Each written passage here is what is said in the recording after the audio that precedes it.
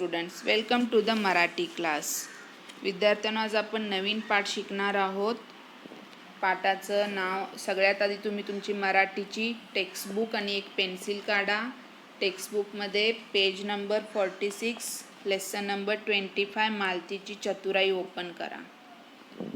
पान नंबर 46, पाठ नंबर 25 मालतीची चतुराई. मालतीची चतुराई या पाठात आपल्याला काय शिकायचं आहे की मालतीने आपल्याला आपला चोरीला गेलेला बैल कसा परत मिळवला, परत मिळवण्यासाठी तिने काय युक्ती लढवली हे या पाठात सांगितलेलं आहे. आपली काय बुद्धी ती वापरली या बैलाला परत मिळवण्यासाठी ते आपल्याला ह्या पाठात शिकायचं आहे. चला तर पाठाला सुरुवात करूया. पाठ 25 मालतीची चतुराई. मल्लण्णा शेतावरून घरी आला. त्याने दोन्ही बैलांना गोठ्यात बांधले. त्यांना चारा पाणी दिले. हातपाय धुवून तो घरात गेला. त्याची पत्नी मालती हिने भाजी भाकरी केली होती. दोघांनी जेवण केले. मल्लण्णा शेतातील कामाने खूप दमला होता. अंथरुणावर पडताच त्याला झोप लागली. सकाळी तो लवकर उठला. बाहेर आला. पाहतो तर काय, गोठ्यात एकच बैल, दुसरा बैल गायब. मल्लण्णा आणि मालती हे दोघे नवरा बायको होते.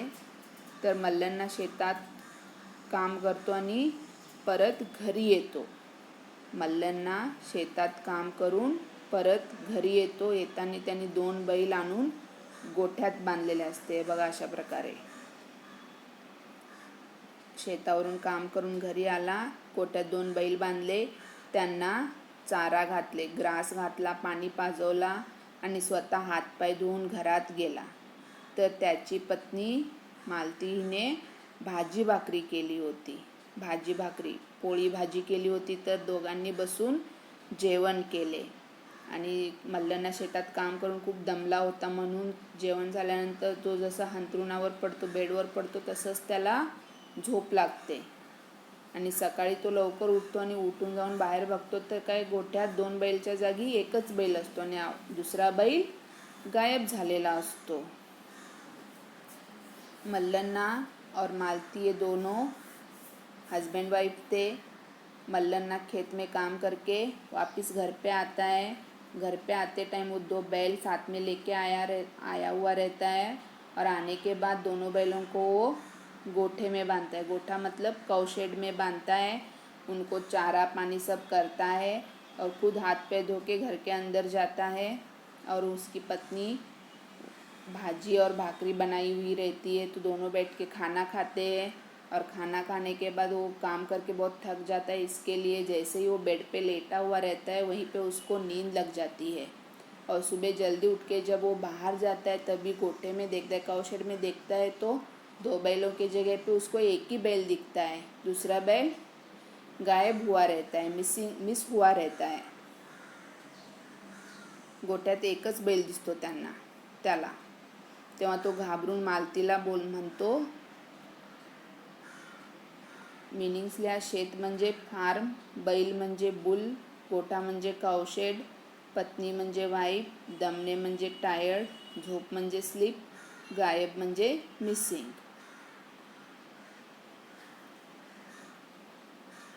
तर बैल गायब झालेलं बघून मल्लण्णा मालतीला म्हणतो, अगं, गोठ्यात एकच बैल आहे, आपला दुसरा बैल कुठे गेला? मल्लण्णाने घाबरून मालतीला विचारले. मालती झटकन बाहेर आली. तिलाही या गोष्टीचे नवल वाटले. अगं, गोठ्यात एकच बैल आहे, आपला दुसरा बैल कुठे गेला? मल्लण्णा जेव्हा बघतो बाहेर येऊन, तर तेव्हा त्याला गोठ्यात एकच बैल दिसतं. आपला दुसरा बैल गायब झालेला असतो. त्यामुळे तो मल्लण्णा मालतीला म्हणतो, अगं, गोठ्यात आपल्या एकच बैल आहे, दुसरा बैल कुठे गेला? बघ, हे जरा बाहेर आहे, बघ कुठे गेला आपला बैल. मल्लण्णा मालतीला घाबरून म्हणतो. मालती पण पटकन बाहेर येते घरातून आणि बघते तर काय, गोठ्यात एकच बैल. तिला पण ह्या गोष्टीचं नवल वाटतं म्हणजे काय, आश्चर्य वाटतं की रात्री तर आपल्या नवऱ्याने इथे 2 बैल बांधले होते आणि आता तर एकच बैल आहे, असं कसं काय झालं, असं तिला पण आश्चर्य वाटतं, वंडर होते ती पण. हे बघा, मालती पटकन घरातून बाहेर येते आणि बघते आणि तिला पण आश्चर्यचकित होऊन जाते ती.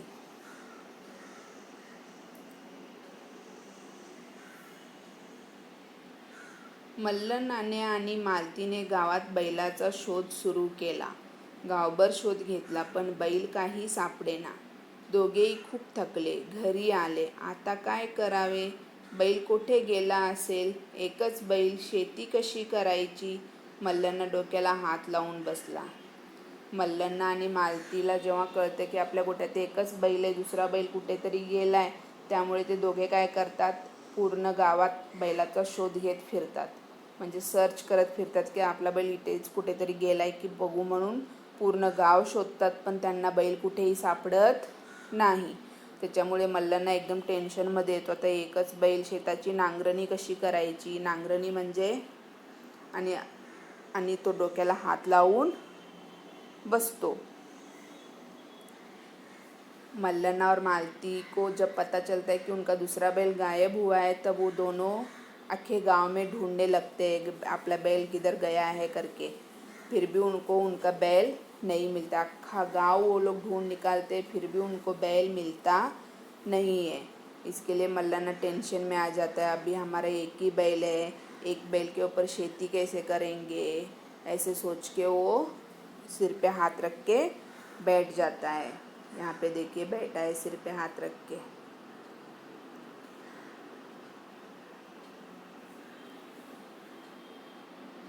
तीन चार दिवस गेले. मल्लना मालतीला म्हणाला, आपण तालुक्याला जाऊ, तिथे गुरांचा बाजार भरतो, तिथून एक बैल खरेदी करू. मालती म्हणाली, खरं आहे तुमचं, एका बैलावर नांगरणी कशी करायची? 3-4 दिवस म्हणजे 3-4 days आफ्टर 3-4 days मल्लना मालती को बोलता है की आपण तालुक्याला जाऊ. तालुका म्हणजे सब डिव्हिजन ऑफ डिस्ट्रिक्ट. तिथे जाऊ. तिथे गुरांचा बाजार भरतो. गुरांचा मतलब कैटल्स का मार्केट भरता है, तो उधर से एक हम लोग बैल खरीदी करते हैं. और मालती बोलती है, आप सही कह रहे हैं, हम लोग एक ही बैल के ऊपर खेत की नांगरणी नहीं कर सकते, फ्लोइंग नहीं कर सकते हम लोग. तर 3-4 दिवस जातात. मल्लना मालतीला म्हणतो, आपण तालुक्याला जाऊ, जिथे गुरांचा बाजार भरतो, त्या गुरांच्या बाजारातून आपण एक बैल खरेदी करू. मालतीसुद्धा हो बोलते, कारण एका बैलावर नांगरणी करू नाही शकत. नांगरणी म्हणजे 2 बैल असतात, त्याला खाली एक औत लावून त्याच्यावर पाय ठेवून असे लाईन्स पाडले जातात आणि त्याच्याने जे पण कचरा आहे तो सगळा निघून जातो आणि लाईन्स पण पाडले जातात. त्यामुळे त्याच्यासाठी 2 बैल लागतात, पण त्यांच्याकडे एकच बैल असतो, त्याच्यामुळे एका बैलावर ते लोक नांगरणी नाही करू शकत होते. म्हणून ते लोक विचार करतात की आपण तालुक्याला जाऊन तिथून एक दुसरा बैल खरेदी करू, म्हणजे आपल्याकडे 2 बैल होतील, मग आपण शेतातली नांगरणी वगैरे करू शकतो. म्हणून ते दोघे तालुक्याला जातात. तालुका म्हणजे सब डिव्हिजन ऑफ डिस्ट्रिक्ट. तिथे जातात. तिथे कॅटल्सचं बाजार भरलेलं असतं. तिथून एक बैल खरेदी करायचा विचार करतात.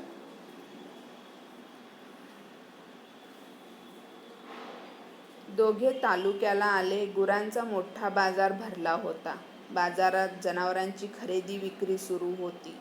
आपल्या बैलाच्या जोडीला जोड असा बैल शोधत ते दोघे बाजारात फिरू लागले.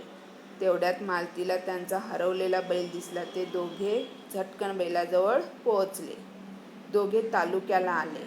दोघे म्हणजे कोण? मल्लना आणि मालती. तिथे गुरांचा मोठा बाजार भरला होता आणि त्या बाजारात जनावरांची खरेदी विक्री सुरू होती. ॲनिमल्स की खरेदी म्हणजे परचेज और विक्री म्हणजे सेल. कोई खरेदी कर रहा था तो कोई अपना जानवर बिक रहा था.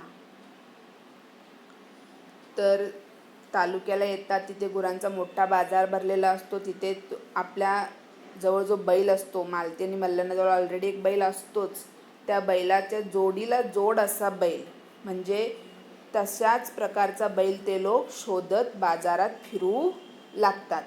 तेवढ्यात मालतीला त्यांचा हरवलेला बैल जो गायब हुआ था ना बैल, जो चोरी किया गया था बैल, वो बैल उसको दिख जाता है। फिर मल्लन और मालती दोनों भी वो बैल के पास पहुंच जाते हैं।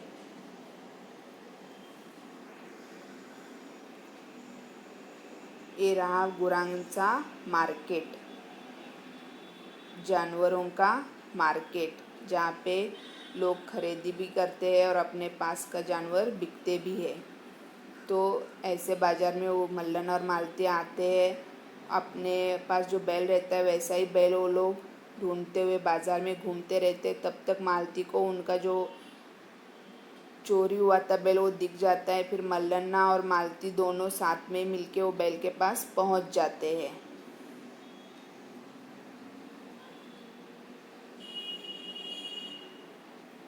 हा तर आमचा बैल, असे म्हणत मालतीने बैलाला अंजारले गोंजारले. या माणसाने आमचा बैल चोरला, असे म्हणत तिने आरडाओरडा करायला सुरुवात केली. बैल चोरणारा माणूस मनातून घाबरला, पण तसे न दाखवता तो मालतीशी भांडू लागला. मालती म्हणते, हा तर आमचा बैल, असे म्हणत बैलाला अंजारले गोंजारले म्हणजे प्रेमाने बैलावर हात फिरवणे, त्याला मिठी मारणे, असं म्हणजे अंजारले आणि गोंजारले. या माणसाने आमचा बैल चोरला, असे म्हणत ती आरडाओरडा करायला सुरुवात करते. मोठमोठ्याने बोलते, इसने हमारा बैल चोरी किया, ऐसे वैसे करके वो ज़ोर ज़ोर से बोलने लगती है. और फिर तभी वो जो बैल चुराया हुआ इंसान रहता है वो मन से घबरा जाता है, अंदर से घबरा जाता है, पर वैसे न दिखाते हुए वो मालतीशी आर्ग्यू करने लगता है, मालती के साथ आर्ग्यू करने लगता है. क्या आर्ग्यू करता है? तुमचा बैल मी कशाला घेऊ, हा माझाच बैल आहे, मीच याला लहानाचा मोठा केला आहे, असा तो कांगावा करू लागला. बैलाभोवती लोकांची गर्दी जमली. मालतीच्या लक्षात आले, हा चोर आपला बैल सहजासहजी देणार नाही, काहीतरी युक्ती केली पाहिजे. तिने झटकन बैलांच्या डोळ्यावर हात धरला.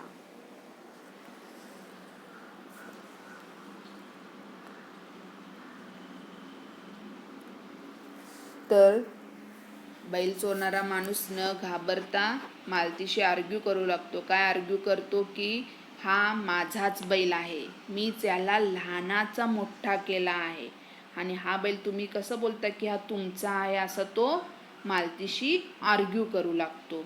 पण मालतीला त्यांचा बैल ओळखला गेला होता, म्हणून ती बोलते की हा आमचा बैल आहे. हे मालतीचं आणि त्या चोराचं मोठमोठ्यानं बोलणं ऐकून, मोठमोठ्याचे बोलणे ऐकून तिथे लोकांची गर्दी जमते, क्राउड जमा हो जाता है. फिर मालतीच्या लक्षात येतं की हा बैल आमचा सहजासहजी देणार नाही, इतना इजीली हमारा बैल तो देने वाला है नहीं, इसके लिए मुझे ही कुछ आयडिया करना पडेगा, याच्यासाठी मलाच काहीतरी युक्ती लावायला लागेल, बुद्धी लावायला लागेल. त्याच्यामुळे ती मालती काय करते, पटकन बैलाच्या डोळ्यावर हात धरते. डोळ्यांवर, दोघे डोळ्यांवर मालती, बघा इथे हात धरलेली दिसतीये का तुम्हाला, दोघे डोळ्यांवर मालती हात धरते आणि चोराला म्हणते,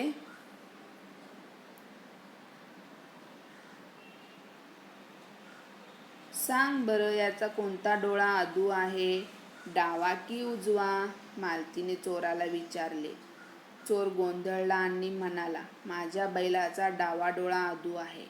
नक्की ना? बैलाचा डावा डोळा अधू असेल तर हा बैल तुझा, नाही तर तो माझा आहे, मालती म्हणाली. तर मालती एक युक्ती लावते आणि एक आयडिया लावते आणि बैलांच्या डोळ्यावर हात धरते आणि त्या चोराला म्हणते, सांग बरं, लहानाचा मोठा तूच केलाय ना ह्या बैलाचा, हा तुझाच बैल आहे ना, तर सांग बघू याचा कोणता डोळा अधू आहे. अधू म्हणजे हैंडीकैप, इसका कौन सा आँख हैंडीकैप है, बता मेरे को, क्योंकि इसको तो तूने बचपन से बड़ा किया है और ये तेरा ही बैल है ना, तो तेरे को तो पता होना चाहिए, इसके लिए तू बता मेरे को कि इसका कौन सा आँख हैंडीकैप है. तर तो चोर गोंधळतो क्योंकि उसको पता ही नहीं रहता है कि उसका बैल का आँख हैंडीकैप है कि नहीं, और है भी तो कौन सा आँख हैंडीकैप है उसका पता ही नहीं रहता है, क्योंकि उसका बैल नहीं रहता है।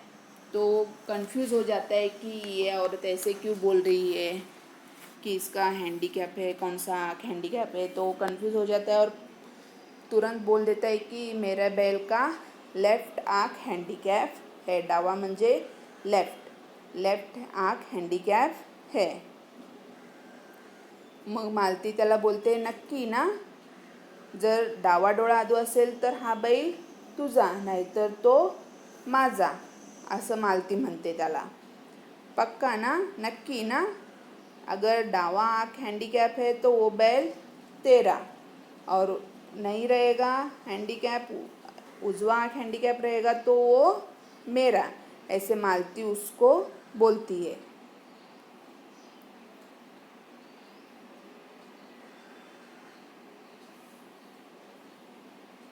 चोराने थोडा विचार केला। त्याच्या मनात गोंधळ निर्माण झाला। या स्त्रीच्या बोलण्यावरून बैलाचा डावा डोळा अधू नसावा। नाही, माझा बैल उजव्या डोळ्यानं अधू आहे, चोर पटकन म्हणाला। त्याने असे म्हणताच मालतीने बैलाच्या डोळ्यावरचा हात बाजूला केला। चोराने थोडा विचार केला। काय विचार केला की ही स्त्री असं बोलते की जर डावा असेल तर तो माझा आणि उजवा असेल तर तिचा, म्हणजे ह्या बैलाचा नक्कीच डावा डोळा अधू असायला नाही पाहिजे, उजवाच असायला पाहिजे। म्हणून तो म्हणतो की नाही, एक मिनिट, माझ्या बैलाचा उजवा डोळा अधू आहे, असं तो म्हणतो। आणि पटकन मालती त्या बैलाच्या डोळ्यावरचा हात बाजूला करते आणि बोलते की